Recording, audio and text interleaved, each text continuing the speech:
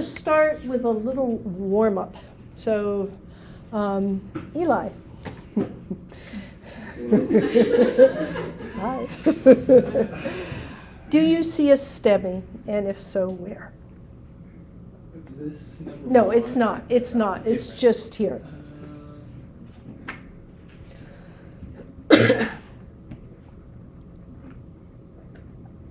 Yes. Okay, and where do you see it? In the septal and anterior leads. Okay, good enough. Okay. I'm sorry, I set you up. I had a feeling. So, yeah, I know the person this morning was like, I think it's a STEMI. So yes, I did set you up, and I apologize, but I guarantee you that probably everybody in the room would have answered the same. Because there's ST elevation in the septal anterior leads, and not only that, there appears to be hyperacute T waves. So how could this not be a STEMI? So does anybody know what it is? Are the R waves kind of, is that an indicative thing? Well, obviously you just said it's not a STEMI. It's not a STEMI, but not because of the R waves, not because of the R waves.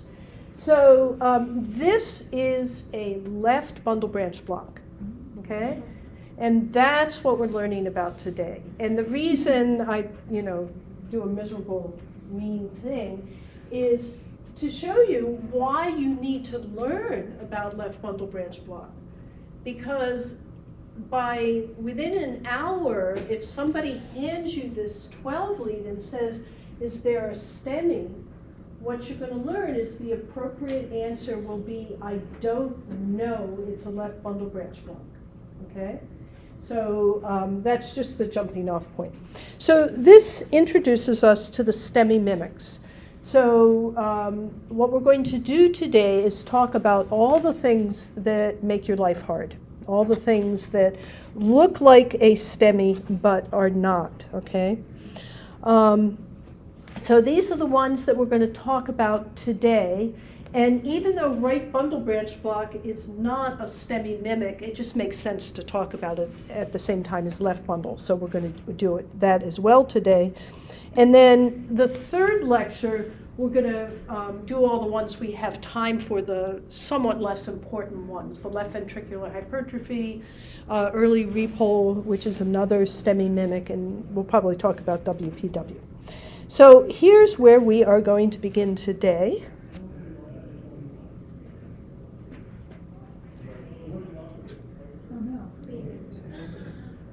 Baby spring. Oh, bundle branch block. Keeps me happy anyway. Okay, so we're going to start talking about bundle branch blocks. So a normal, this is such old news. A normal QRS is narrow. So Harrison, what do we mean by narrow? When we talk about a QRS? Less than what? Less than 1 box. No? 3. 3, okay, less than 3 boxes. And Andrew, how many seconds is that? Oh, 0.12. Okay, and now I'm going to be so mean. How many milliseconds? Who knows? Help them out. Nope. 120? 120. You know, I never worry about this because you can always tell when you look at a hospital 12 leads and it's in milliseconds and you sit there and go, 120, what does that mean? So yeah, so you'll figure it out. But anyway, that's the answer. So Haley, when do we see a wide QRS?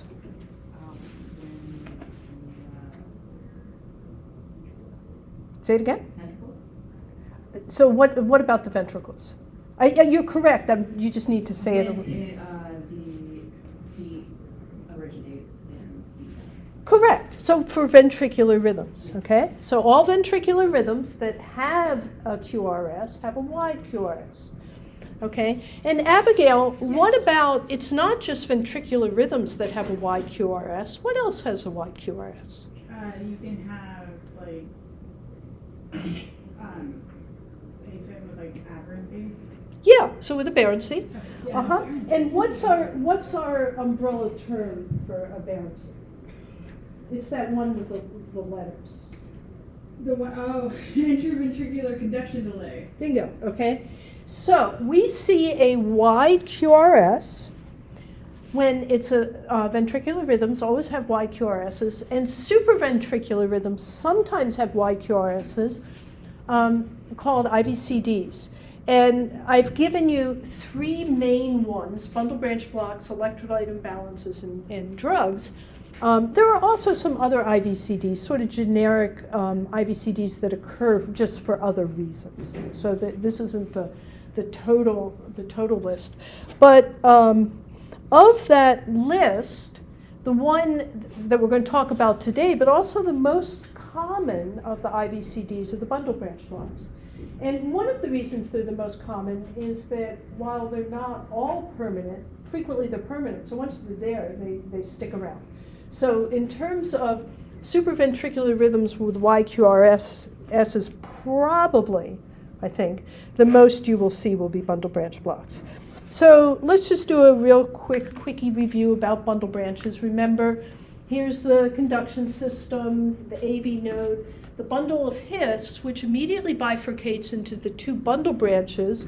One that goes into the left bundle branch, goes into the left ventricle, and the right bundle branch into the right ventricle.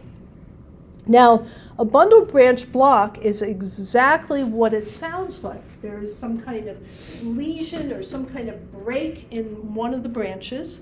And what that means is, for example, if you have a left bundle branch block, it means that the left ventricle loses the advantage of the speedy conduction system, that it has to revert to that slower cell-to-cell conduction. So if you have a left bundle branch block, the right ventricle will depolarize at exactly the same rate as it always has, whereas the left ventricle will depolarize slowly. If it's a right bundle branch block, clearly we have the reverse. The left ventricle will depolarize quickly, and the right ventricle will depolarize slowly. So why do these bundle branches occur? Well, it can happen because of acute ischemia, damage from an MI. If the infarction occurs in if it's a septal anterior STEMI, then the infarction can occur where the bundle branches are, and that can cause the bundle branch block. There's also age-related deterioration. Some people have bundle branch blocks not because of a specific cardiac event, just because they're old and it wears out. Okay, so just another picture. So this is this is our representation of the block itself. Okay, so as said a moment ago, the impulse is going to travel down the unblocked branch at its normal quick rate, but in the blocked ventricle, the impulse travels much more slowly from cell to cell. And that's what causes the QRS to widen, is it simply takes longer in that blocked ventricle. And that's why we sometimes see what we call rabbit ears, or R to R prime, in some of the leads. Because if you have something that looks like this, if that's the QRS, kind of a bad QRS here, R prime, in fact, let's do it a little bit differently. Let's do it more like this. Okay. Right. So this one would be, looks different to me from here. This one would be the fast ventricle depolarizing. This would be the slow ventricle depolarizing.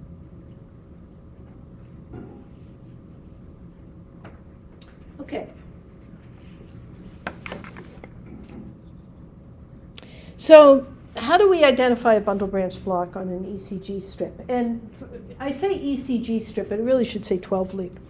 So first of all, it makes no sense to talk about a bundle branch block, because it's a form of IVCD, unless two things exist. There is a supraventricular rhythm, and Chris, what are the supraventricular rhythms? Where do they originate? Ventricles. Specifically? Atria. Atria is one. What are the other two types of supraventricular rhythms? what are we're sitting here, all of us are sitting here probably in one. What is it? No, sinus. Yeah, so sinus rhythms. Yeah, so I don't know why I couldn't think of that. It's the first day back, everybody's like, It's too long. I don't have any views. Yeah, and what's the third? So sinus, atrial, and then what's the other thing just above the ventricles where rhythms can originate? Help them out. Junctional. Junction. Yeah, so sinus. So any talk of a bundle branch block makes no sense. If the rhythm is ventricular, it just makes no sense to talk about a bundle branch block. Okay, so if you look at the strip that's given you and it's V-TAC, you can say, well, I can't tell if there's a bundle branch block because it's in a ventricular rhythm. Okay, and then also the QRS must be greater than 0.12 seconds. Okay, so Nicole, is this and you don't have this one, it's just up here, is this a supraventricular rhythm? Yes. Okay, and I agree with that. How are you telling, by the way? There's P waves. Yeah, there's P waves, and for our purposes right now, good enough, because there's a number of rhythms that have P waves, but they're all supraventricular. Okay, good. And then a FOF is the QRS greater than 0.12 seconds. Looks like it. Excuse me? It looks like it. Yeah, it looks like it. And probably the best one to tell is V1 looks pretty wide. I agree you can't tell 100% for sure, but pretty much. Remember, all you have to do is find one that measures or appears to be wide, and you're good. Okay? So, Eli, is this an IVCD then? Supraventricular rhythm with a wide QRS? Yes. Yes, I can see. I've like. Just go with your gut. I'm not going to do any more mean. Well, I might do more mean questions. I'll try to avoid doing them to you. Okay. So then the question is it a bundle branch block? So you get to the point where you've got an IVCD. So now this is what we're learning today. Is it a bundle branch block? The way that we tell if it's a bundle branch block is left bundle branch block has one particular appearance and set of criteria. Right bundle branch block has one particular appearance and set of criteria. So the way to find out if it's a bundle branch block is to find out, is it a left bundle branch block? If yes, it's a bundle branch block. If no, then you switch and say, well, maybe it's a right bundle branch block. So the way to decide, is it a bundle branch block, is you have to do it specific. Is it left bundle? Is it right bundle?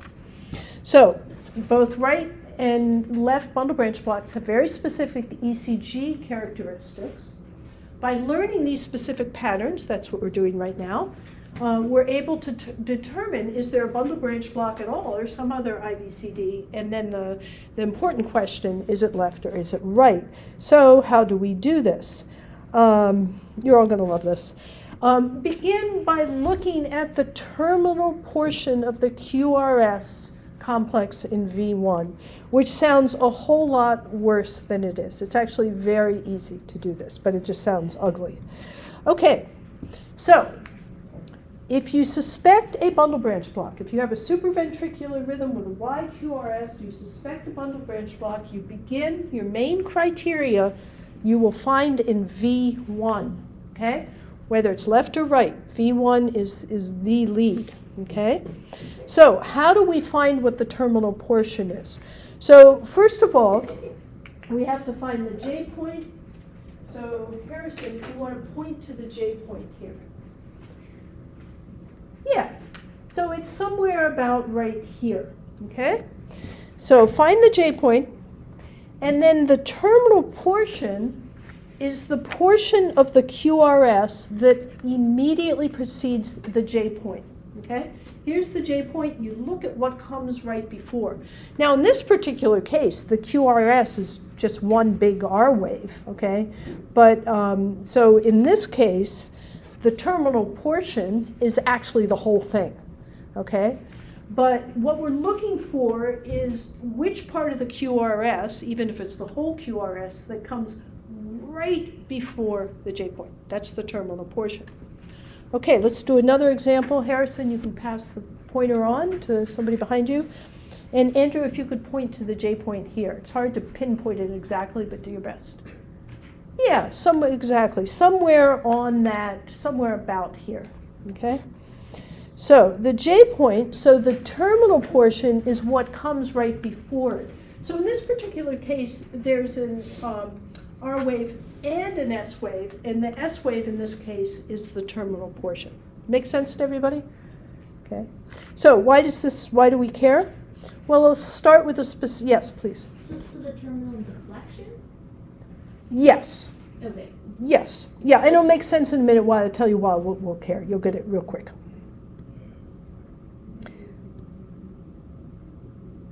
Okay. Main criteria for right bundle branch block is the terminal portion of the QRS in V1 is positive. It's above the isoelectric line, okay?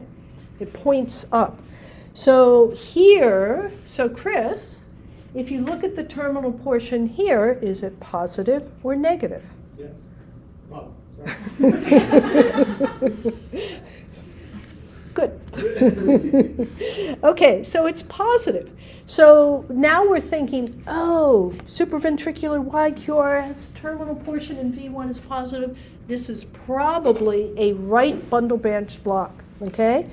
But there's some additional criteria you have to check out. The additional criteria for both right and left bundle branch blocks are in leads 1 and V6. With right bundle branch block, you look at the S wave, and Nicole, remind us which part, the QRS, what's the S wave? Does it go up, does it go down, in front of the R wave, behind the R wave?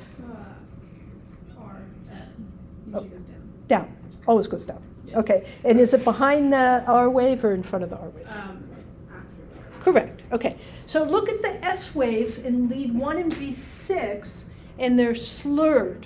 There's a lot of pushback on the term slurred this morning. If you don't like slurred, you can use rounded, okay? So if Slur can mean some things. I know. It can mean drunk. That's what we finally came up with, yeah. So anyway, but I'll show you what we mean. That's the thing, though. That's the term that's used for here.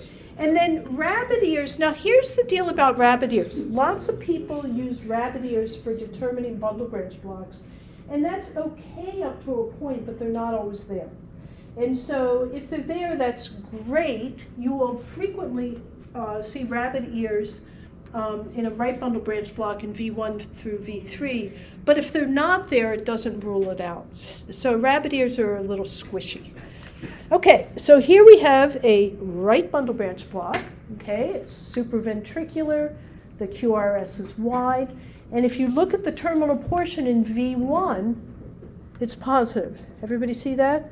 Yes, please, Spencer. When you say positive, you just mean above the isoelectric Yes, line, not up. trending down, right? Okay, 'cause Correct. I keep hearing, okay, cool. Got Yeah, it. you could just say it's up if that's better for you. Okay. Now, what do I mean by slurred S waves? You will probably, because we haven't talked about slurred S waves before, because there's no particular reason, but you might be a little surprised to realize that the J point is here, okay?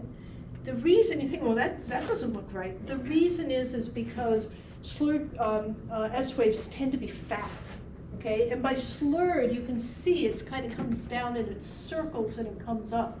So it has a slurred S wave here. It's a little bit easier to see here. And like I say, rounded, slurred, it's all good.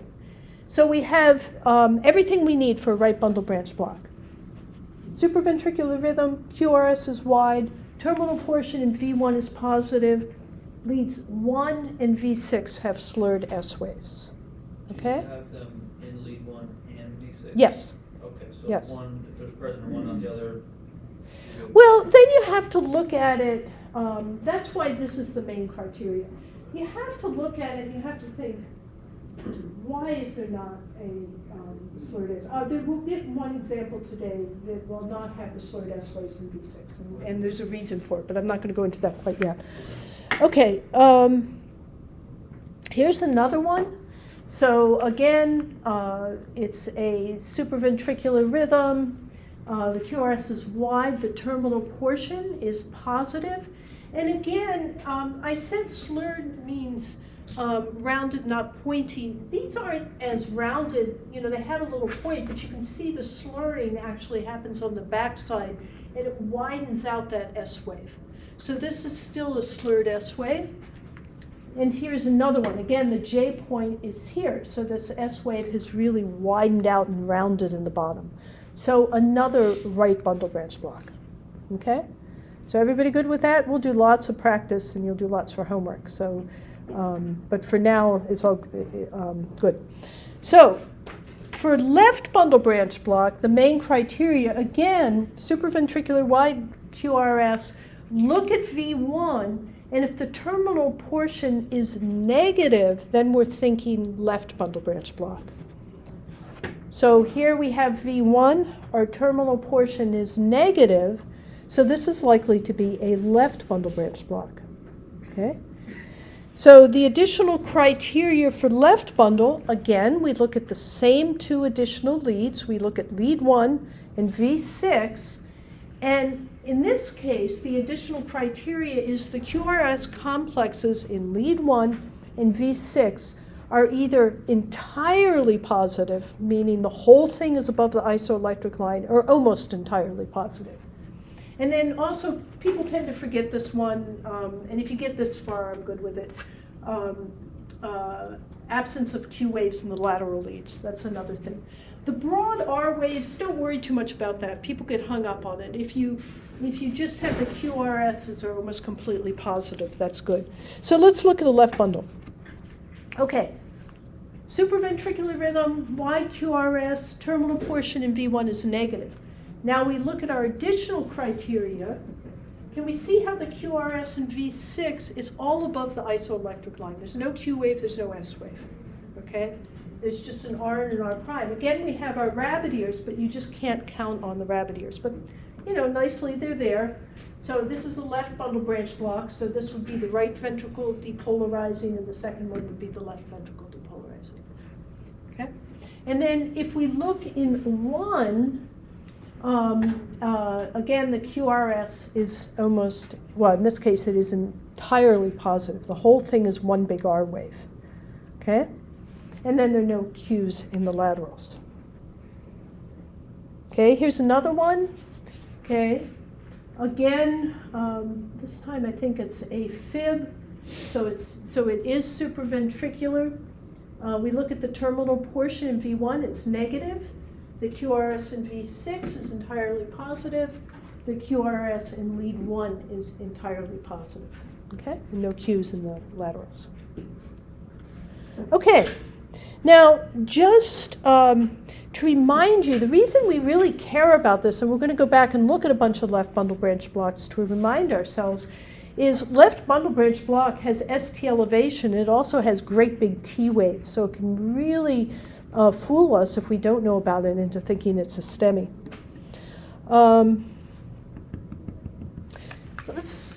I think we're going to skip the. Don't worry about these two paragraphs. We're going to get into that in more detail in 2 weeks, so we're not going to muddy things right now. But this is important, again, is the same leads that have ST elevation will have large T waves. So again, they're not hyperacute T waves. They're left bundle branch block T waves. So this goes back, and I think this is the one that we started off with. Of course it looks like a septal anterior STEMI, because it's got a lot of ST elevation in V1, V2, V3, V4. It's got apparently hyperacute T waves. Remember, they're not hyperacute, they're left bundle. Not only that, it seems to have a little bit of ST depression around and generally looks pretty ugly, okay? So unless you know about it, it's no surprise that people think it's a STEMI. It's not, though. It's a left bundle branch block. Now, that business of the terminal portion, which lead, which is the important lead? So Abigail, when we suspect bundle branch block, which lead do we look at first for our main criteria? V1? Yeah, V1. Okay. Yes. So there's an easy way to remember that up and down thing. Okay, the famous turn signal criteria. Okay, Spencer, you're driving down the road and you want to turn left. Which way do you push the turn signal, up or down? Here's the asshole test, you don't count the down. Down. If you turn left, you push the turn signal down. If it's a left bundle branch block, the terminal portion goes down. Okay? Chris, you're driving down the road beside Spencer, and you want to turn right. Which way? You push it up. Okay? The terminal portion is right. So that's a really handy way to remember it. And I have to say, one of the things I really miss from having in-person tests when I used to do that is kind of watching students and their So anyway, it really does work. It's a good way to remember it. Okay, so get your hand out and let's take about, I think it took this morning about 10 minutes, and you work by yourself or with your partner. Begin by asking, there's one thing. Look at your handout, and you're going to like this a lot. From this point on, I tell you whether the QRS is narrow or wide, okay? If you look up in the corner, you'll see QRS is greater than or equal to 12.2 seconds or 120 milliseconds. My reason for doing this is if you have a 12 lead, it's in the printout. So I think it's that way we can sort of jump over that step. So, yeah, okay. What you want to answer on this is it a supraventricular rhythm? What is the rhythm? Okay, is the QRS wide? And then is it a left or a right bundle branch block? It'll take about 10 minutes. You can do it by yourself or with your neighbor. What are we looking for again? Okay. If it's a supraventricular rhythm, and I don't know why I answered. Okay. Abigail, number 1, please. Okay. Do you just want to know that I have right bundle branch block? Do you want to know why? You're correct. So what's the underlying rhythm, by the way? Sinus. Okay. And we'll just go through the criteria real quick. Sort of a right bundle branch block. It is a supraventricular rhythm because it's sinus. Good. And then for right bundle branch block, we're looking at B1 for every bundle branch block, and it has a positive. Okay. The terminal portion is positive, and then it did have a little bit of little slurring of S waves. Okay. In which leads? I V6. And what's the other one you check? Um, So the 2 you always it's check. 1 and V6. One right? and 1 and V6. V6, and it is in 1 and V6. Correct. Perfect. That's good. That's it. Cool. Yes. Stop talking. Nice. Okay. So Hallie, number 2, please. Definitely a supraventricular rhythm. Okay. Over 10 to 20 milliseconds. So IVCD. So negative deflection. Okay. B1. Good. So I'm going to say a left bundle. And what's our additional criteria besides the In V1? 1 and V6, the QRS is positive. Correct. Yeah. So good. And you know, if you look at this one, this is a left bundle branch block, and it's a really good example of why you can't depend on rabbit ears to determine a bundle branch block. Because if you look at this one, the only one that clearly has rabbit ears, and it's not even all that clear, is V5. I guess 1 would be rabbit ears, but it's just not. It's not as reliable as the other criteria we're using. Please. What is the underlying rhythm? I think it's AFib because, and you don't have the bottom one, do you? Afaf, you don't have the bottom strip, do you, on yours? No, we don't. Yeah, it got cut off, and it's very irregularly regular. So it's a lot easier to see when you have this. So AFib? Yeah, AFib. Okay. Okay. Chris, number 3, please. So I said supraventricular rhythm. It's normal sinus, but Good. a very bad looking normal sinus, personally. Okay, personally. What's that? I said personally, okay. So this is a normal sinus. And then left bundle branch block, negative deflection, Good. And I really look for secondary criteria, so shame on me. Not seeing rabbit ears. But what are you looking for in leads 1 and V6? The rounded S waves, not round. No, you're thinking of right bundle. So left bundle, what we're looking Okay. for is V6 and lead 1 QRS that's completely above the isoelectric line, or nearly complete, Okay. which we have here. Okay, gotcha. And when you said it looks bad, I used to work with a partner, and unfortunately he was the lead, so I couldn't say anything. And he would we do the 12 lead, and he'd look at it. Or else, I can't remember exactly, we put the leads on, he'd go, and the patient was sitting right there, he'd go, oh, shit. I thought we were supposed to be honest with our patients. Okay, Nicole, number 4, please. Okay, supraventricular, there are little P waves in lead 2. Uh-huh, And I said normal sinus rhythm. good. And then this is a right bundle branch block. And do a quick run through the criteria. The terminal portion in V1 is positive. There is slurring or roundedness of the S waves in lead 1 and V6. Good, you're done. Not really any bunny ears. Yeah, there kind of are. So Oh, this it's not actually is the only place where there's bunny ears. This actually there is, but you have to sort of use your imagination. There's a little tiny R and then the R prime, and this one, unless you count that little divot, it doesn't exist. Yep.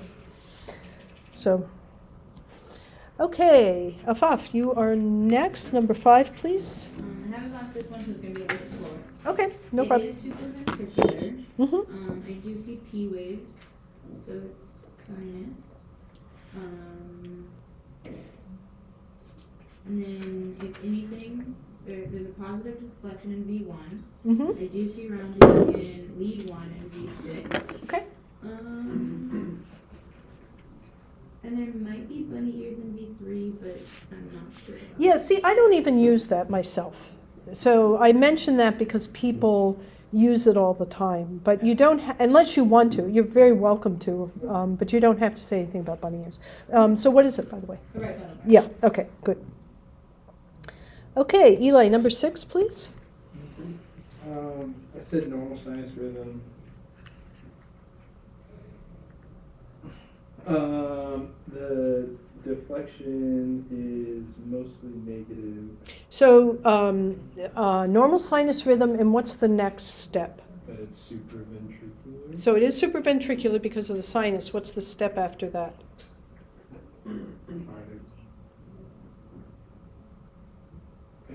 Is it wide or narrow? Mm-hmm. You're asking? Oh yeah. Okay, it's narrow. Okay, so what does that mean? There's no IVCD. Correct, so no bundle branch block here. God. Trying to justify the bundle branch block. Yeah, now, Right. if I was the patient, I'd trade this in for a nice, pleasant bundle branch block any day of the week. But, and we all can see the STEMI, the lateral and the septal anterior. But if the question is, as it was, is there a bundle branch block, is there an IVCD? The answer is no. I give it to you. So, and I will give it to you on all the homework. I mean, if it's printed on the 12 lead, you have to go look for it yourself in every test. So make sure you use it. Okay, yes, Bob. So in V4, Mm-hmm. I feel like I see it in the corner, but I want to talk about it because I'm confused. Sure. I feel like the QRS complex is narrow. Yes, it is In narrow. V4. Yes.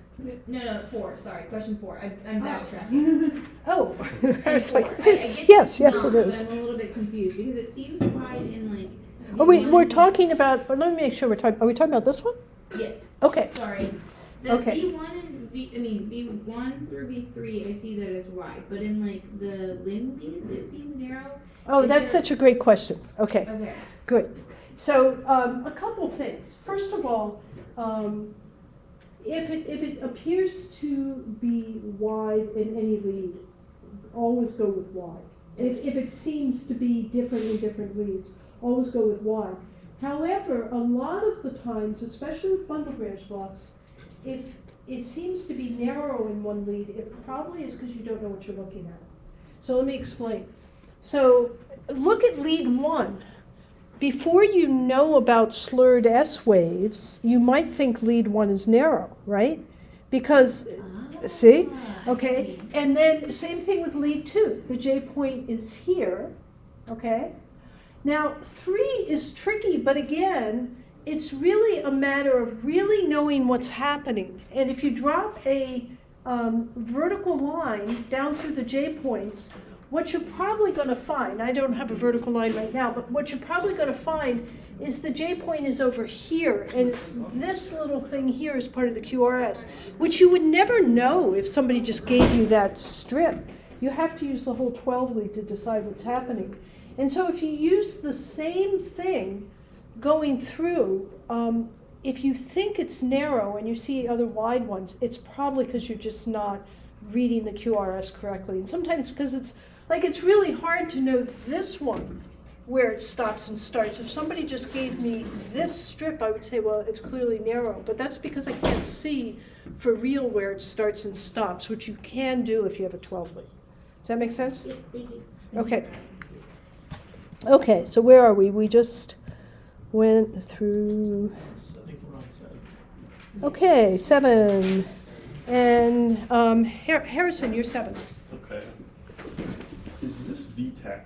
It is VTAC. So this is not a supraventricular rhythm. It is not a supraventricular rhythm. Yes. Darn, I thought I was going to trip people up, and I didn't trip anybody up. Okay. Or you tripped me up. Now, so here's the deal. Let's think about what's really happening here.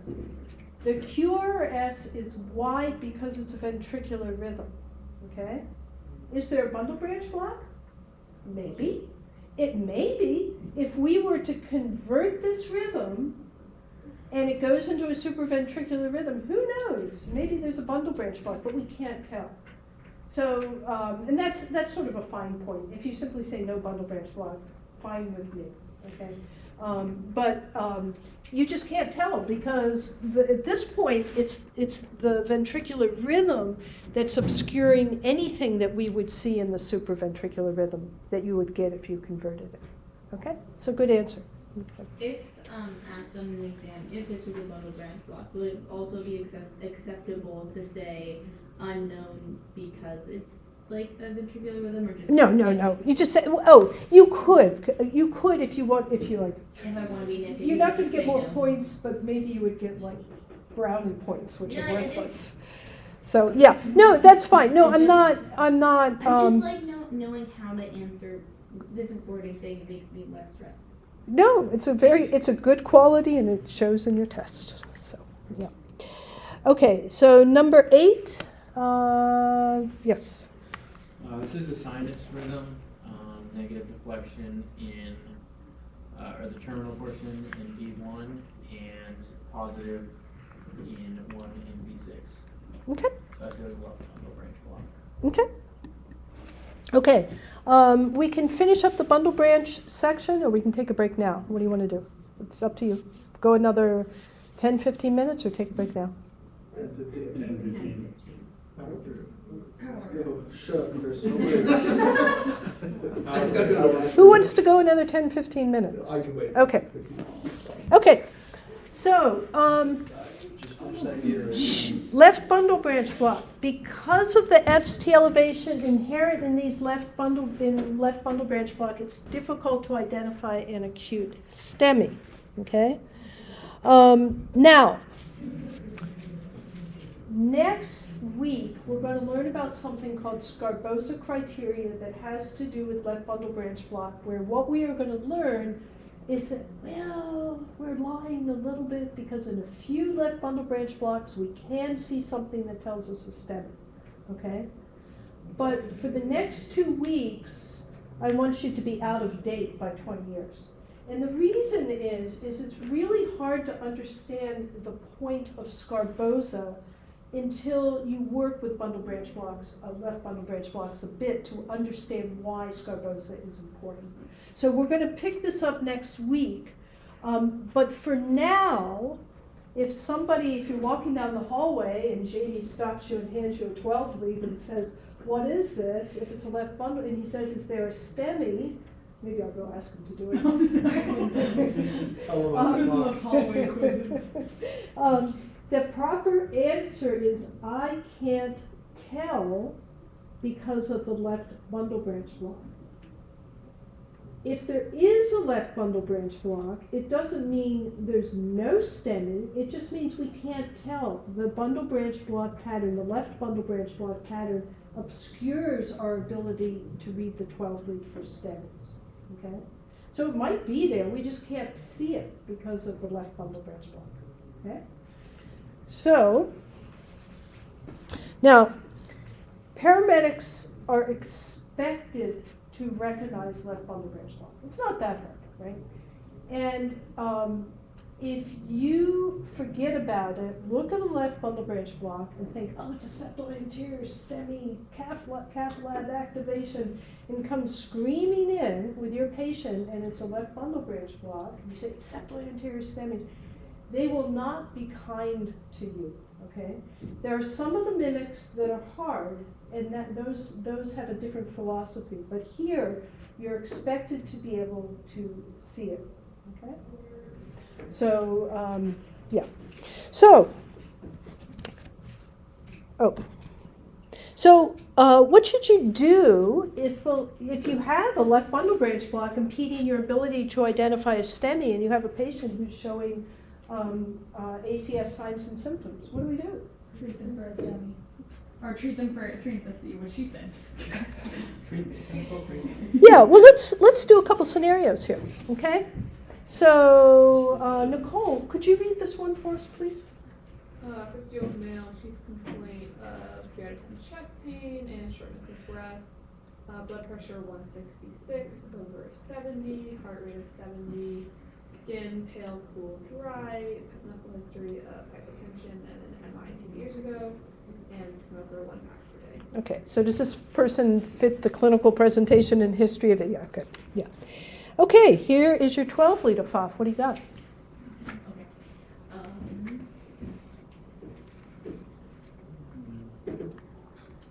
I do see elevation in V1 and V2, but we're making sure that's not a trick.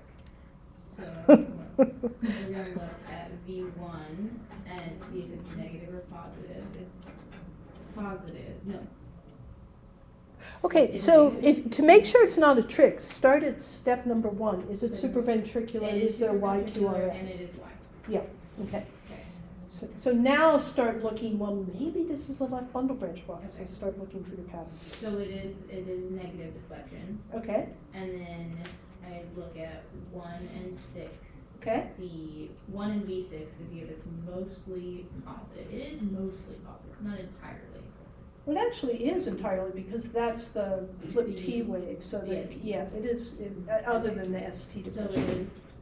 And then there was one last. What was the last one? Absence of Q wave and lateral Yeah, leads. We got And that. I don't see any Q waves. So what is So it? left bundle branch? Okay, so is it a STEMI? No. Well, no. We do not know because We don't it's a know. left bundle branch. Could it be a STEMI? Yes. Could be any kind of STEM, okay? So, Eli, how are you going to treat this patient? What are you going to do? As long as they're not allergic, give them aspirin, nitroglycerin, as long as Okay. it's not contraindicated, oxygen, and pain management. Okay, and where are you going to transport them? I will start going toward a Cath lab capable hospital. Uh-huh, Take serial 12 leads, and if something different, something changes. probably won't, but yeah, because a bundle branch, but that's smart, but left bundle branch blocks don't change, so that's fine. Okay, so in fact, that's what you did, aspirin, nitro, maybe fentanyl, and transport. Now, after the second, so the question really suddenly becomes, well, Are we going to go fast? Are we going to go slow? What is it with this patient? They sure started off kind of bad, but after the second spray of nitro, the patient says his pain is completely gone and he looks better, and his skin all of a sudden is pinks right up, pink, warm, and dry. So he says, oh, I don't really have to go. Do you buy that? No, of course not. But what about this? You're going to, cardiac hospital. That's sensible. What do you think? Code 1, code 3? How many people think code 1? Okay, how many people think code 3? Okay. Yeah, there's no right or wrong answer. I would say, especially since it's only a written thing, if it was me, based on what I wrote, I would probably just go code 1. If I know we can't tell if they're STEMI, but they look pretty stable. If you want to go code 3, I'm not saying that's wrong. I'm just saying that's it. But let's go to scenario 2. It's the exact same patient. It's the exact same 12 lead. We're going to do the exact same treatment. So aspirin, nitro, maybe fentanyl transport. Oh no, didn't work this time. He got worse. He's now 8 out of 10. His skin is gray, diaphoretic, looks scared. Now how should you transport this person? 100%. Code 3. So this is code 3. And could he be having an acute MI? Of course. So could the first guy, of course. But it's when you have something like a left bundle branch block, it's kind of like, I was a medic before there were 12 leads, and we still treated our patients. It's just we don't have, we didn't have the information that we have with 12 leads. So it's you treat the patient based on history, clinical presentation, and how they respond to treatment. Okay, what about right bundle branch blocks? Now here is where yes, please. So I don't know if you mentioned this or not. Sorry. There's a book. Just not okay. I don't know if you mentioned this or not, but what about, do we consider cath labs at all if we, is that something we're taking into consideration? Obviously, we're not making this STEMI alert. Well, I would, if you work important, I'm going to, I'm talking about if you have an option, I would definitely go to, when I say cardiac hospitals, that's what I mean, is I would go to it if it's, as long as it's available to you, I would definitely go. I mean, to be honest, I would take any cardiac patient there because you really don't know what's going on. So when you say cardiac hospital, you mean cath lab? Yes, Okay. yeah, excuse me. Like, there's no other, I wouldn't think of any other cardiac type. Right. Yeah. Yeah, it just, okay. Okay, now, I really diverge significantly from most paramedic protocols at this point, so I want to let you know that, is that most, as far as I know, and I could be wrong, but as far as I know, most paramedic protocols will say about 12 leads, they'll say, you should do a cath lab activation for this, and this. No cath lab activation for left bundle branch block. That makes sense, right? Because we can't tell from the ECG from the 12 lead. However, really what most protocols that I've seen say, you can't activate the cath lab for any bundle branch block, right or left. And that makes zippo sense to me, no sense. Because you can tell, you can see a STEMI on a right bundle branch block. So I'm going to show you, and then you can deal with the protocols however you want. But is it possible to identify a STEMI in the presence of a right bundle branch block? And it's yes, I'm going to show you. So here we have a right bundle branch block. It's supraventricular, it's wide, the terminal portion is up. We have a very small S wave, but it's there, and we also have one here. ST elevation, yes.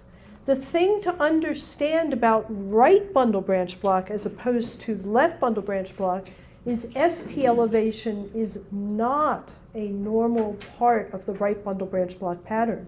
So if you see ST elevation, there are 2 or more contiguous leads, that has nothing to do with right bundle branch block. It's a STEMI. So here you can see ST elevation, ST elevation, ST elevation, ST elevation. inferior STEMI. You can see it. You can see so this is a massive STEMI, and to say, oh, we can't see it because of right bundle branch block makes no sense to me. So even if it's in your protocol that you can't activate the lab, and I'm going to show you some more, with a right bundle branch block, I would say if this was your patient, I would argue very strenuously. First, I would transmit the 12 lead, and then they can see it themselves. And even then, I would argue very strenuously over the HERE report why I think this, even if it's a right bundle branch block, the cath lab should be activated. Here's another one. And by the way, all of these were STEMIs, so I'm not making it up. So here, this is a right. In fact, this one, it's easy to see the STEMI, hard to see the right bundle branch block because everything's so obscured. But it is a supraventricular rhythm. It's a wide QRS. Now, here's the deal, and I can't remember who asked it. Spencer, was it you, I think? In this point, because of the ST elevation, we can't tell. The S wave has just been obliterated because of the elevation. So we can't tell here and also there. But it's still a right bundle branch block with a STEMI. Here's another one. Again, you can see right bundle branch block with elevation. And a final one. Okay. So I really am sort of baffled about why that's built into the protocols. Bottom line, ST elevation is not a normal part of right bundle branch block ECG changes. If you see ST elevation in 2 or more contiguous leads, suspect a STEMI. And then finally, and this will be the last thing here, is what is a normal part of right bundle branch block is ST depression. So what you can do with right bundle branch block is talk about N-STEMIs and non-ST elevation ACS, because you'll get confused again.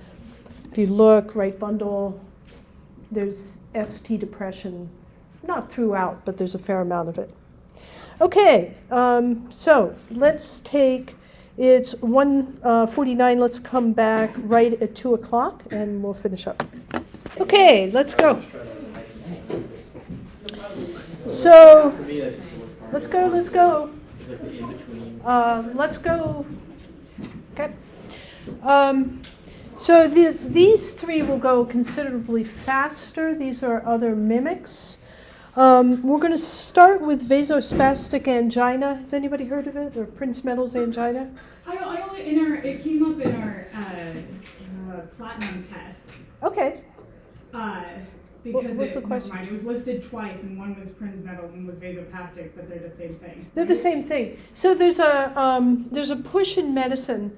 So Prince-Metal's is the old term, and Prince-Metal's is what's known as an eponymous name. Does anybody know that? Where you're named for a name. So in this case, Prince-Metal's angina is the eponymous name. That's the name. And then the name it's named for is Prince-Metal. So that's the eponym, if you want to be. I mean, you don't have to know that, but it's interesting. And so there's an awful lot of medical terminology where something is named for the doctor or doctors who studied it or worked on it or whatever. So in this case, I presume it's Dr. Prince-Metal's. But there's a push in medicine to get away from that because that's thought not as professional as a term like vasospastic angina. And vasospastic angina is exactly what it sounds like, meaning it's a spasm of a cardiac vessel, which causes angina. Prince-Metal's angina are episodes of angina, again defined as either chest pain or other symptoms of, or signs and symptoms of ACS that respond to nitrates attributable to coronary artery spasm. So the blood is blocked, but not because of a clot, it's because of a spasm. The diagnosis, which is hard to establish, is established by 3 different criteria. Angina that promptly responds to short-acting nitrates and transient ischemic ECG changes. And we'll go into that all in a minute. And then finally, the final piece of the diagnosis, which is the hard part to confirm, is take the person into a cath lab, do an angiogram, and you see the spasm. Now the problem is, because it's temporary, you can get into the cath lab and it's temporary, so it's gone. So that's one of the difficulties in actually establishing the diagnosis. So Prince-Meadows angina, if you have a patient who is experiencing Prince-Meadows angina, the clinical presentation will be exactly the same as ACS, because in fact, what's happening is the blood is being blocked in the heart. It's just that it's being blocked by a spasm, not a clot, but it's still being blocked. However, what happens is when you give them nitrate, it tends to relax the spasm and the pain goes away, or the symptoms go away, okay? Another thing that you will see, and this is why it's kind of interesting, is that the ECG changes are precisely the same as a STEMI. They're precisely ST elevation, reciprocal changes, everything the same, because STEMI ECG changes are caused by a blockage. Vasospastic angina ECG changes are also caused by a blockage. The difference is one is temporary and one is not. So if you have a patient who you do a 12 lead, so for example, here is an example of a patient who had vasospastic angina. So when I say that the ECG changes are exactly the same, I mean they're exactly the same. Okay? Now if this is your patient, they present with ACS and you find this and you go, ooh, and you give them a couple sprays of nitro, and not only does the pain resolve, but the ST elevation comes down and the reciprocal changes go away, that's probably vasospastic angina, okay? There's nothing you can, the only thing you need to do about this is learn about it. You don't change your treatment in any way whatsoever.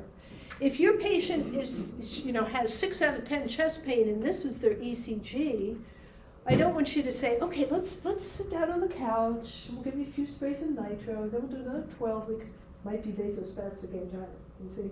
I mean, you treat this like a STEMI, do a STEMI alert, and that's appropriate. Really, the only reason I teach it is if you have somebody with vasospastic angina, and the ECG changes disappear, and you get to the hospital, and they go, oh, no, don't worry, that's vasospastic angina. I just want you to know what's happening. It's not inappropriate to bring this patient in as a STEMI, because there's no way to know at the moment that it's temporary. Okay, makes sense? So this is an easy one. You just have to know about it. You don't have to change anything. So it's the equivalent of a TIA. It is yes, it absolutely is. So ECG changes usually, with the exception of it's fixed with nitro, yeah. So here's during pain, you can see lead 2 and lead 3, they give him a couple sprays of nitro, his pain resolves, and a couple minutes later, the ST elevation goes down. Yeah. So, will that, after the nitro wears off, will this come back? It's kind of a mysterious thing. So it's not very well understood. I think in part because it's hard to diagnose, right?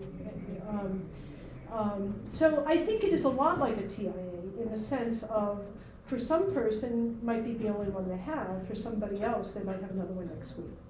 What's really interesting about it, and we're going to see it on a slide in a minute, is the risk factors for this are not the same, they don't match risk factors for coronary artery disease, with the exception of smoking. So you can have somebody who has really bad coronary artery disease and it doesn't necessarily dispose them to vasospastic angina any more than anybody else. So it's like a totally separate thing. It's just weird. And like I say, you don't really need to worry about it. So, yes, please. So if you are transporting, say you're transporting code 3 and you had a STEMI, you do a repeat 12 lead, it's very clearly no longer a STEMI. Mm-hmm. Do you just keep going code 3 or you What call in and be like... What I would do is I'd call up. I'd keep going. And I'd call up and I'd say, this happened. Who knows? Maybe it's vasospastic angina, and send them a second 12 lead. But I keep going really fast. If you tell them what's happening, they can make that decision. They can say, oh, let's hold off on the cath lab until the ambulance gets here. So. Okay, and this one, unfortunately, it's not, even if we turn off the lights, you can't see it. So, okay, not very understood, thought to be related to vascular smooth muscle hyperreactivity. Okay. Typical risk factors do not predict vasospastic angina, which I think is really interesting, except for cigarette smoking. Prevalence not known, which makes sense because it probably comes and goes for people, and unless it's caught on an angiogram, who knows what it is. Drugs that may precipitate vasospastic angina. Who knows what sumatriptan is? I've heard of it, don't know what it is. Probably nobody has migraines here. It's migraine. Yeah. Okay. And then stimulants, marijuana, alcohol. Okay. So bottom line is you just need to know about it. There's no way to tell on the ECG whether it's a true STEMI or vasospastic angina. Field diagnosis is impossible.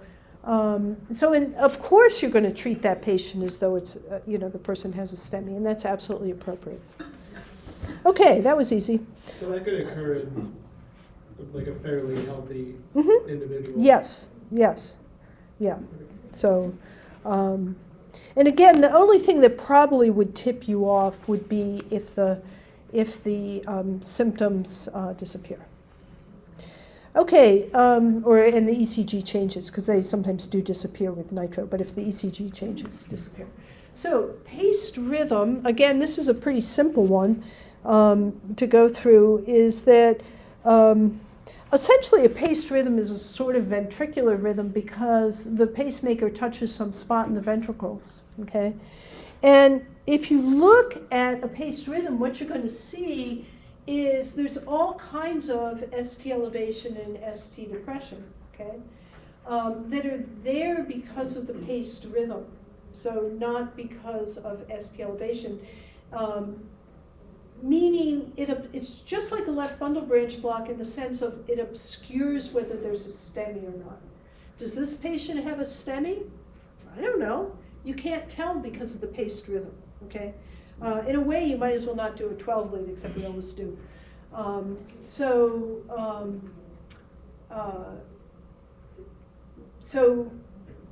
There's nothing much to be said about it. Just know that if you have a paced rhythm, unless it's a demand rhythm that goes in and out, you can really see what's happening. If it goes into the intrinsic rhythm, you really can't tell. So if you have a paced rhythm, you're not going to be able, ST elevation is meaningless, ST depression is meaningless, okay? It doesn't mean that it's just like a left bundle branch block. It doesn't mean the patient is not experiencing a STEMI. We just can't see it. It's as though you don't have a 12 lead. Now, one thing, I think I mentioned it earlier, but this morning's class were like, did you really? Because we don't remember. So I'll go through it again. Is that when you just do an ECG strip, let's say lead 2, you just put on, the 4 leads and do just a strip, you almost always do not see the spikes. It's just like this rhythm, but without spikes, with a pacemaker rhythm. So if you don't know, if you can't see the pacer spikes, and if the patient, which is common, forgets to mention that they have a pacemaker, it's surprisingly common. You say to the patient, do you have history? And they'll say yes, but maybe they've had that pacemaker for 20 years, and they never think about it. So they just don't mention it. And you get, this is your rhythm. You can't see the spikes. What are you going to think it is? What does it look like? Say it again? Ventricular escape rhythm. Yeah, it's an idioventricular escape rhythm, which is really weird. When do we see idioventricular escape rhythms? Not on people sitting around chatting with you. Yes, good. So the most common time that we see an idioventricular escape rhythm, unless it's part of a 3rd degree AV block, is after you've done the CPR and gotten the rhythm back. So just to see somebody with an idioventricular rhythm is really weird. So you're sitting there thinking, what is happening? So this is what you want to do at that point. You turn to the patient and say, do you have a pacemaker? Okay? And they go, oh yeah, I forgot to tell you. Okay, it's very common, yeah. People with implanted defibrillators. What about? will it show, like, Yes. if you were to yeah, so like, what Yes. will it show?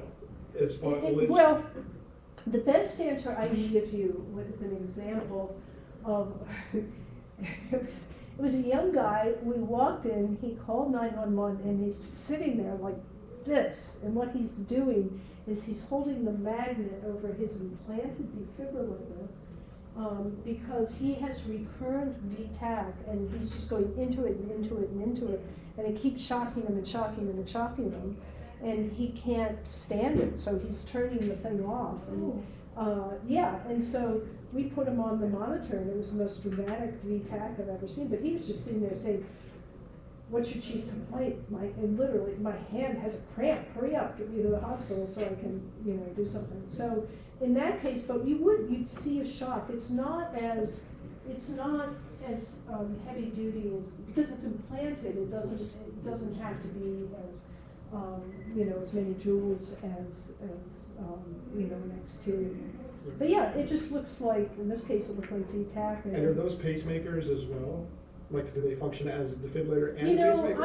I'm on really thin ice here. I know there are some that are both, and that's all I know. So I don't know, yeah.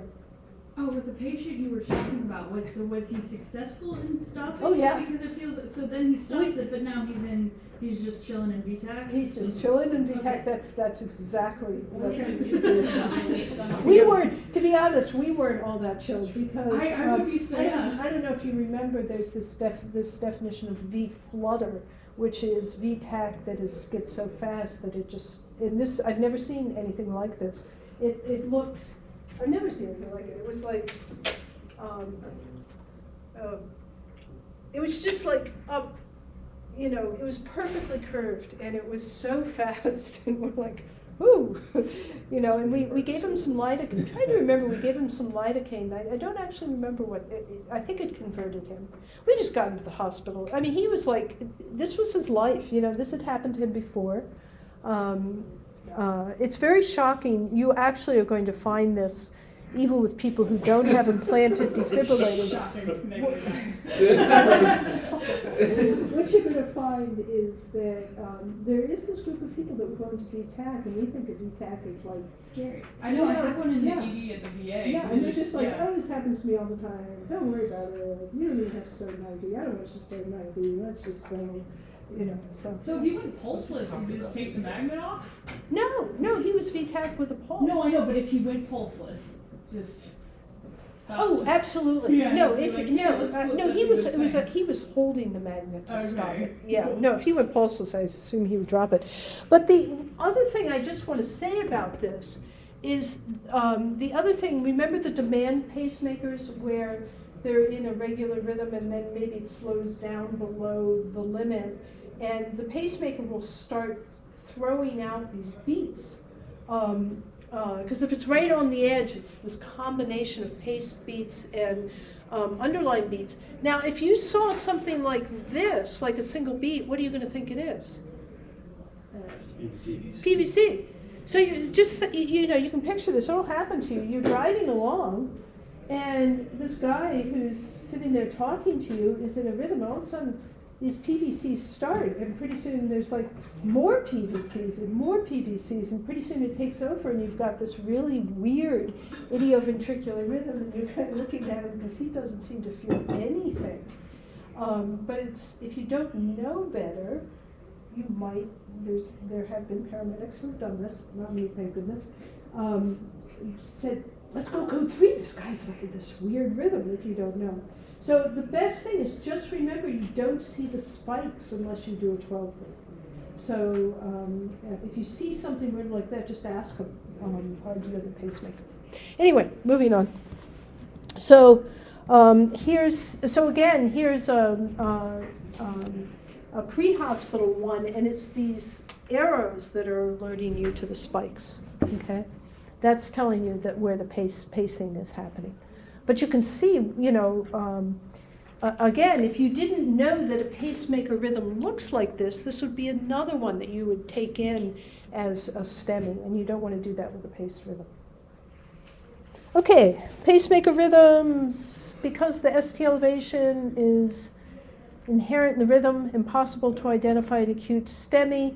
We'll get back to pacing when we talk about scarbosa. There's been some literature that says you can use scarbosa with paced rhythms, but we're not talking about it now. Okay, what do we do? Again, same as with the left bundle branch block. It's as though you don't have a 12-lead. Treat based on clinical presentation. Okay, last, and I would have to say least, because it's such a pain in the neck. Left bundle branch block. Once you learn it, you're good. Okay. Vasospastic angina. There's not much to worry about. Just know how to answer the questions on the test. You'll be fine. Paced rhythm. Again, just know that it obscures from a STEMI, but pericarditis will drive you crazy. So we're going to go through everything about pericarditis, the ECG changes, what about it makes you think pericarditis versus a STEMI, and then I'm going to tell you what really to do, what you do in the field, okay? So I think I'll make it easy at the end, but we sort of have to go through all the detail. So the point of pericarditis, this is pericarditis, and you notice the characteristic of pericarditis is its widespread, diffuse ST elevation. Okay? You can see all the ST elevation here. Here's another pericarditis. Again, widespread, diffuse ST elevation. Here's a third one. Looks very STEMI-like with all the ST elevation. Okay. Pericarditis, we're not going to go into any great detail, just know, you probably already do, it's the inflammation of the pericardium. It tends to result in pericardial effusion. It tends to be quite painful to the person because every time their heart beats, their pericardium it's rubbing and it's very uncomfortable. Here are the causes. I'll let you just read through that. It tends to be associated with IV drug use, and I want to be really clear about what that means because of the infection. IV drug users, that behavior leads to infection. It can lead to pericarditis. What this means is a certain percentage of your patients who are IV drug users will have pericarditis. What it doesn't mean is if you have a patient with pericarditis that they're an IV drug user. Maybe they are, maybe they're not. No way to tell them until you ask them and talk to them about their history. Acute pericarditis, is an episode of pericarditis. About 30% of it turns into recurrent pericarditis, which is a little bit like malaria. It's not exactly chronic, but it kind of comes back and comes back and comes back. Clinical manifestations, it can have pretty extreme chest pain that tends to be sort of sharp and burny. Pericardial effusion, friction rub. Has anybody heard of friction rub? Okay, I've got a little example of it here. So what's happening is as the heart is beating, it's rubbing against the pericardial sac because of the effusion, and it makes a sound. And then ECG changes that we'll talk about. If it's infectious, then they'll have a fever and flu-like symptoms. Okay, so let's talk about the quality of pericarditis. Chest pain, sharp, substernal, may radiate to the back. And here's the part that is kind of characteristic of pericardial pain. It worsens if they take a deep breath, swallows, coughs, or lies down. But the big thing is it changes on position in a very specific way. If they lie down, it gets worse. If they sit up and lean forward, it gets better. That's very characteristic of pericarditis. I had a medical director that gave us a really easy way to remember that. And he said he had a patient once that said, the pain is like an iron on my chest because it's burning. And if I lie down, it's worse. But if I sit up, the iron falls off and it gets better. So if you want to remember, it's positional, which position is which. I think that's a handy way to remember it. There's just let you look at that. When you see, has anybody encountered a patient with pericarditis in the ED? Yeah. What they'll do is they'll listen for the pericardial friction rub. It's a good indicator of pericarditis. And if you want to listen for it, you place the diaphragm of the stethoscope over the left sternal edge while the patient is sitting up. And it sounds like this. We'll see how it comes out. So that's it. That's a pericardium. You can see that's with the heartbeat. Okay. Let's go through all the ECG changes. Now, pericarditis can mimic a STEMI because the whole thing about pericarditis and the ECG changes is the big one is widespread diffuse ST elevation. So that's the first thing that you're going to notice is look at all that ST elevation, okay? The best way, if you're asked to try from a 12 lead, to try to determine is it pericarditis or a STEMI, okay, is to do it in a very sort of stepwise fashion. And what you want to do is you see the widespread ECG, the ST elevation, and you want to look for ECG changes that suggest a STEMI and look for ones that suggest a pericarditis and do kind of this balance thing. Pericarditis, STEMI, okay? So first of all, pericarditis usually shows widespread ST elevation, diffuse, all over the place. STEMIs tend to be more localized, as we know, but the problem is if you have a massive STEMI where you have ST elevation all over the place, it looks like widespread diffuse ST elevation. Probably the best way, if you're looking at a 12 lead that has a whole bunch of ST elevation you're trying to decide, the best way to confirm a STEMI is if you see reciprocal changes, you're done. You know, code 3, off you go. So pericarditis does not have reciprocal changes. Not only does it not have reciprocal changes, it doesn't have ST depression at all, except in AVR and V1. So you'll see pericarditis with ST depression, AVR and V1. But if there's ST depression any other place, it's probably a STEMI. Okay? And certainly if the reciprocal changes, it is a STEMI. Okay. If you have widespread ST elevation, you probably have ST elevation in both 2 and lead 3. If the ST elevation in lead 3 is greater, more boxes than lead 2, it's probably a STEMI. Okay. And then if the ST elevation is convex rather than concave, it's probably a STEMI. And we'll come back with pictures on that one. Okay. Let's go through these. And this you have for your handout, I believe. Okay, so if you look at on where it says handout for pericarditis lecture, this one is number 1. So you can either look up on the board or you can look here. So what I want you to look at here is look for ST depression. Do you see any depression except AVR and V1, which don't count? Okay. So let's just kind of, Andrew, why don't you start with this one? ST depression, unless it's AVR or V1. AVL. I'm not, I missed it on the paper.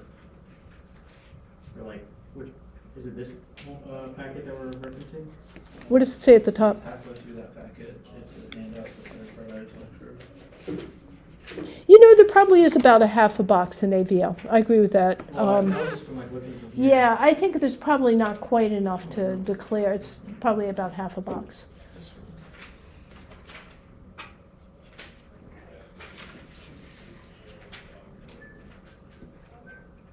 Oh yeah, but like barely. Uh-huh. Yeah, so no, there is definitely some in AVR, but remember that doesn't count. Right. So what that means is there's no ST depression. There certainly are no reciprocal changes. So in this case, our first step is less likely a STEMI, more likely the ST elevation has to do with pericarditis. Okay? Spencer, what about this one?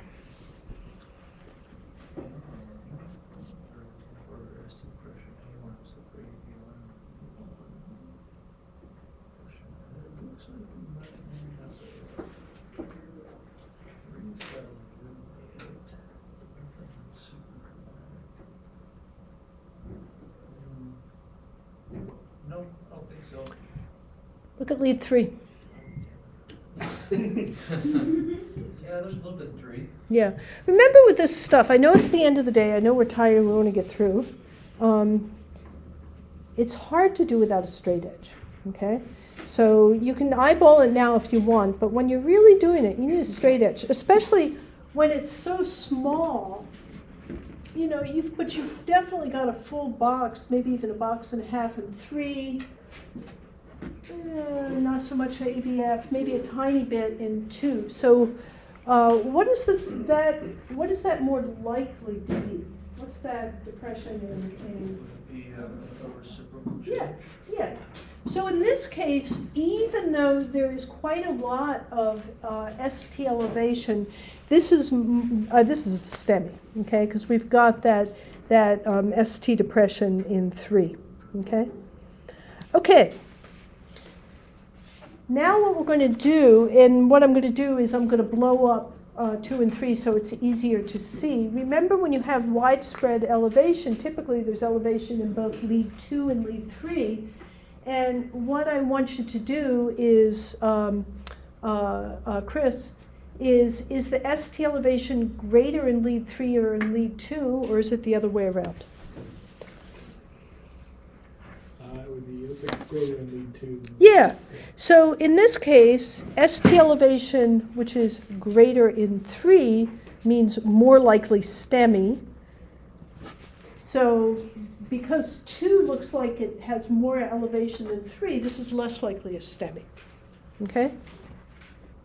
Nicole, here's another one, and I'm going to blow it up for you again. Yes, ST elevation. Yeah, so this one is far more likely to be a STEMI. And if we go back real quick and we look, oh yeah, I mean actually, I just showed you this part, but we also very definitely, you probably wouldn't even get to this step with this one because it's got reciprocal changes. Okay, we've already talked about shapes of T waves, so we're revisiting it, and we're going to keep revisiting it because it's an important quality. Is that, remember we talked about this when we talked about T waves straightening out. Generally speaking, when the ST segment T wave is what's known as concave upwards, like that, that's thought to be more benign, okay? As if it is a STEMI, as it straightens out, remember we think of that as a hyperacute T wave, then it eventually kind of frequently will bulge out and become convex. So if you're looking at a 12 lead and you're trying to say pericarditis, STEMI, pericarditis, STEMI, if all of the ST elevation looks like this, it's more likely to be pericarditis. If all of the ST or some of the ST elevation looks more like this, kind of that tombstone T shape, it's more likely to be STEMI. Okay? This one is tricky. It's a real judgment call. So for example, I've pulled all of these T waves off of definite pericarditis. And some of these are easy. This one's easy to see is upwardly concave. This one's easy, I think, is easy to see as upwardly concave. This one, that pretty much.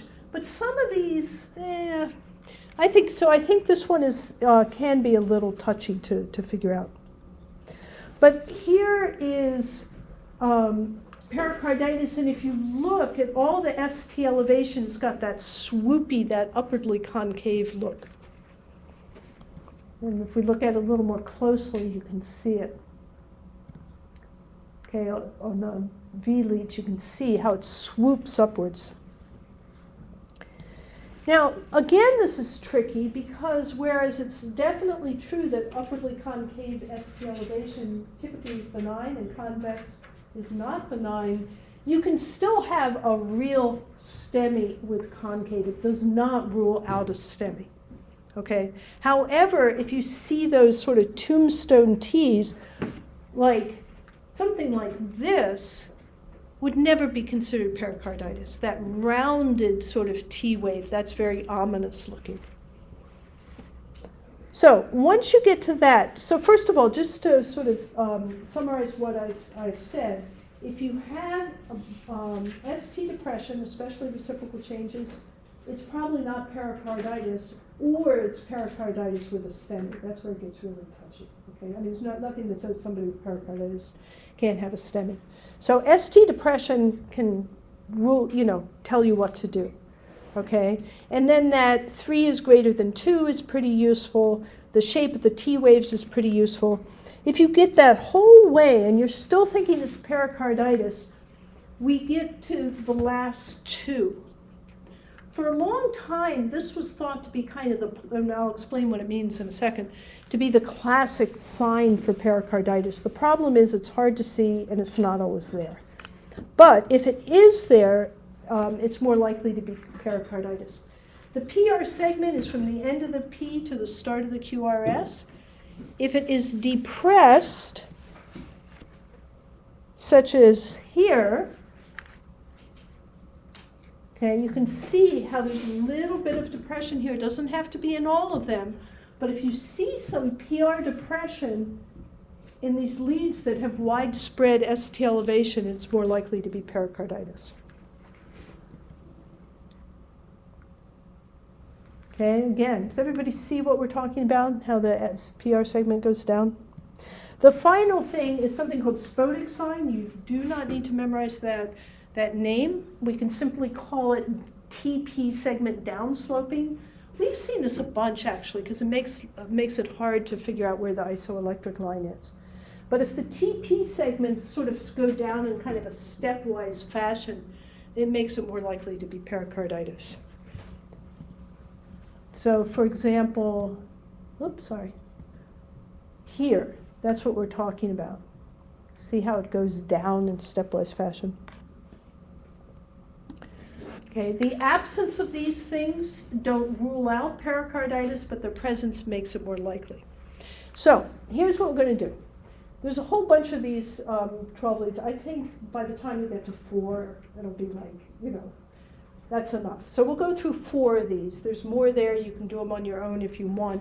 It gets a little tedious, but we'll go through it, and then we'll pull it all together and say, how do you handle this complicated topic in the field? Okay? So Harrison, we're going to start with you, and you do have the handouts. You can either look here or on your handout. And we'll start, here's what I call the pericarditis checklist, okay? These are the things that you can look for in an ECG, which are going to tell you whether pericarditis is more likely or not. So first of all, we start by saying, oh, look at this 12 lead. There's a whole bunch of ST elevation. It's all over the place. So the first thing we want to look at is ST depression. So what do you think, Harrison? There does not look like there is any. Correct. And so does that make pericarditis more or less likely if all we see is ST depression in AVR? That would make it more likely. Correct. Okay. And then Eli, your next please is if you look here at lead 3 and lead 2, is the ST elevation greater in 3 than in 2 or greater than 2 than in 3? Greater in 2 than in 3. Correct. So the way I ask it is it greater than 3 and 2? So does that make pericarditis more likely or STEMI more likely? It makes pericarditis. Correct. Okay. Afaf, the next one, do you see any, again, sort of rounded, convex ST segment T waves shapes? Nope, they're pretty concave and pointy. Yeah, so they're concave. So does that make pericarditis more or less likely that they're all concave? More likely. Okay. And Nicole, what about PR depression? Again, you don't have to go through every single one, but if you can pull it up in about 3 or 4, that'll do us. It does look like there's maybe a little bit in 2. Uh-huh. And then V4 also in these 5. Yeah, so there appears to be some. Okay, and Chris, what about TP downsloping? Yeah, in 2. Yeah, I agree, it's in 2. Again, VF as well, like, yeah, kind of. yeah. And it's on somewhere else, and I don't remember where. So Okay, so there's some, not on every lead, but that's okay. So, Spencer, based on the ECG findings here, do you more likely to be pericarditis or STEMI? Yeah, correct. And this is in the wrong order. Okay, so let's do another one.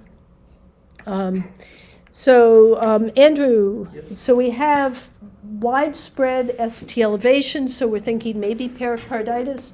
Tell us about ST depression here. No. Okay. And that's more, More for pericarditis, a vote for pericarditis. Okay. Abigail, what about ST elevation in 3 versus 2? What do you think? 2 is greater than 3, so no. Okay. And then, let's see, so Chris, what about concave or convex? What do you see?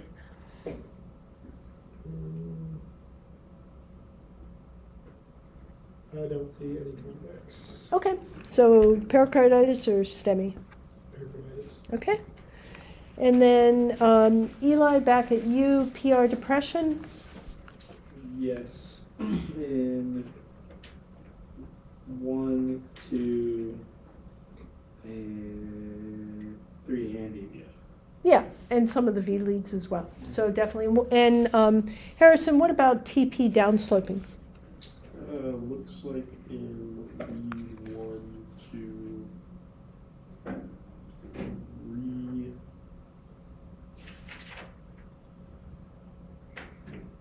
Yeah, 1, 2, and 3. Oh.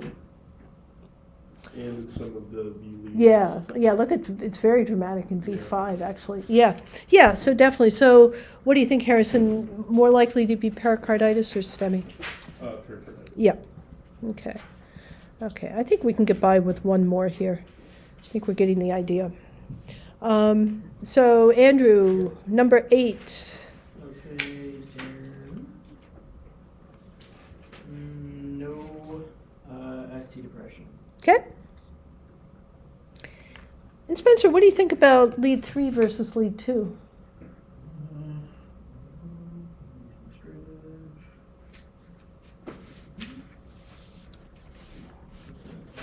It's tough. It's a toughie. It is a toughie. I would say. I'm going to help you out and show you what I said. Okay, I would say there's more in. Yeah. Okay, cool. Yeah, that's what I was thinking too. Yeah, except you felt like you had to commit, so it's in this case, yeah. So it's about equal. So this one doesn't weigh in the balance either way, okay? Chris, what about convex, concave, the whole thing?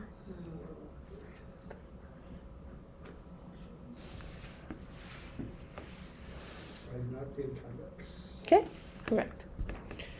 Okay, and Nicole, PR depression? Yes. Which ones? Give me 2 or so. There's some in 2, maybe in 3, Okay. and then ABF maybe a little bit. Sorry, I'm looking up there because I'm not wearing my glasses, so that's easier. I don't care. Yeah. Yeah, so it's at least in a few. Again, it's never or rarely in all of them. And then what about TP downsloping of off? What do you think?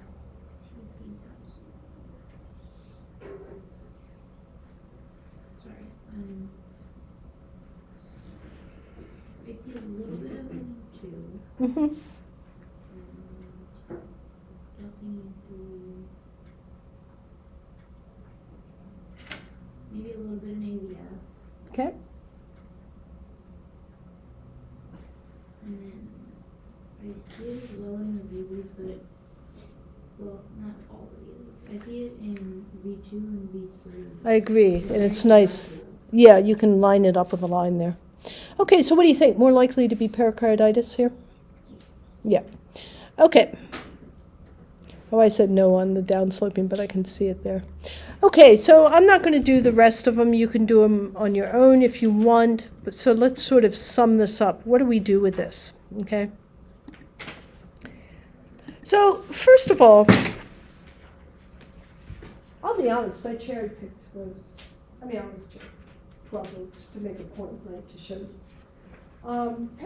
Telling pericarditis from a STEMI just based on ECG is really tough, particularly because there's no reason why it can't be both.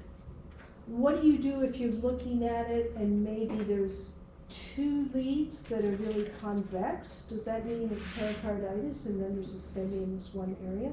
So it's really hard, and I honestly think that expecting paramedics to do it just based on the 12 lead is unreasonable, to really be able to tell the difference, because it drives everybody nuts. It drives ED physicians nuts. And so I don't necessarily think that's the best use of our time, really. So I'm going to give you what I think you should do in the field, and then I'm going to say what I expect you to do in class. They're all important test questions, okay? So remember I said if you come in with a cardiac activation, a cath lab activation, and it's a left bundle branch block, they're going to be pissed. But I don't think you're going to get the same reception with pericarditis. If you bring in a patient with pericarditis who's showing proper symptoms and has a 12 lead, that looks like the one we've been saying, I don't think it's the same issue. Okay. So I think in this case, I think that you should err on the side of caution. However, the truth is, most of the patients that you deal with that have pericarditis will know it's pericarditis. Remember, it tends to be a recurrent disease. And so most people already know. So it's going to be kind of the rare person who the first sign of that ST elevation from pericarditis is you looking at it. It might be, it could happen. But much more commonly is you get called by somebody who already has pericarditis in their history. So what do you do then? You know they have pericarditis. So what I would do is a couple things. Is, first of all, be sure to tell the hospital that this patient has pericarditis so they know that you're dealing with a difficult 12 lead. And then, of course, transmit the 12 lead if you're able to. However, if you have pericarditis, even if you know the patient has pericarditis, but you see things like reciprocal changes or really dramatic rounded T waves, then by all means do a cath lab activation, but understand why you're doing it and be able to explain. Yeah, I know they have pericarditis. I know pericarditis is a lot of ST elevation, but look at the ST depression in 2-3 lobia. So you see what I'm saying?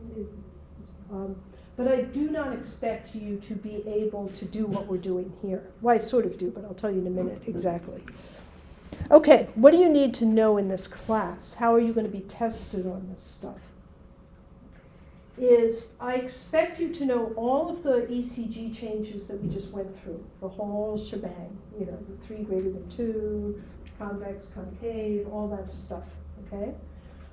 However, the way that I will test you on it will be something like, not necessarily like this, but something like, here's a 12 lead. This patient has pericarditis. List all the ECG changes that you see on this 12 lead that suggest pericarditis. What I will not do, because of course on the final exam you're going to be given unknown 12 leads and have to analyze them. I mean, that's what this class is all about. I'm never going to slip pericarditis into that group of 12 leads and expect you to pick it out, because I don't think that's fair. Okay, it's too hard. Okay, does that make sense? Everybody understand that? Okay, so we're done. Yeah. You're supposed to do that when you come in. Anyway, does everybody have, there's a couple things for